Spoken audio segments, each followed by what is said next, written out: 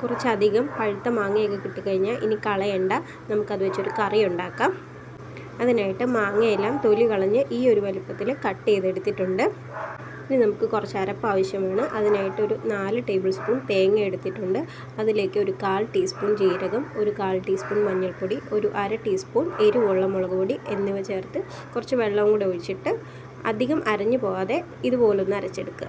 അതവിടെ ഇരിക്കട്ടെ. നമുക്കിനി മാങ്ങയൊന്ന് വേവിച്ചെടുക്കാം. അതിന് വേണ്ടിയിട്ട് നമ്മൾ അരിഞ്ഞു വെച്ചിരിക്കുന്ന മാങ്ങ കഷ്ണങ്ങൾ ഒരു ചട്ടിയിലോട്ടിട്ട് ഒരു 1/4 ഗ്ലാസ് വെള്ളം ഒഴിച്ചിട്ട് കുറച്ച് കാശ്മീരി, ഒരു കളറിന് വേണ്ടിയിട്ടാണ് കാശ്മീരി ചില്ലിയും ആവശ്യത്തിന് ഉപ്പും കുറച്ച് കറിവേപ്പിലയും ഒരു 2 ടീസ്പൂൺ ശർക്കരയും കൂടെ ഇട്ട് ഒന്ന് വേവിച്ചെടുക്കണം. അടച്ച് വെച്ച് നമുക്ക് ഒന്ന് തിളച്ച് വരട്ടെ. അപ്പം തന്നെ അത് വെന്ത് കിട്ടും. മാങ്ങയല്ലേ, പഴുത്ത മാങ്ങ ആയതുകൊണ്ട് പെട്ടെന്ന് തന്നെ വെന്ത് കിട്ടും. ഒന്ന് അടച്ച് വയ്ക്കാം.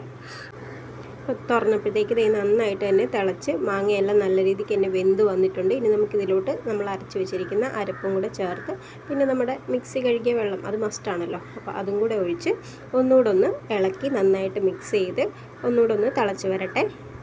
കുറച്ച് മധുരം കൂടെ വേണമെന്നുണ്ടെങ്കിൽ കുറച്ച് ശർക്കരയും കൂടെ ചേർത്ത് കൊടുക്കാവുന്നതാണ്. ഞാനിവിടെ പൊടി ശർക്കരയാണ് എടുത്തിരിക്കുന്നത്. നിങ്ങളുടെ കയ്യിൽ കട്ട ശർക്കരയാണെങ്കിൽ അതായാലും ചേർത്താൽ മതി.